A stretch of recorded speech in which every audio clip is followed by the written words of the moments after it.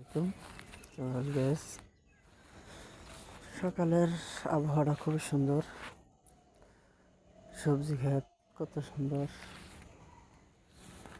দেখ একটা পরিবেশ, একটা সুন্দর একটা পরিবেশ, কত সুন্দর। হ্যাঁ,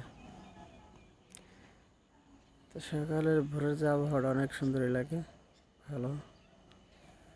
সবাই লাইভটার বেশি শেয়ার করবেন। কন্টিনিউ ভিডিও বানাইতে পারি না কাজের ফাঁকে, তাই সবাই বেশি বেশি লাইভটার বেশি শেয়ার করবেন।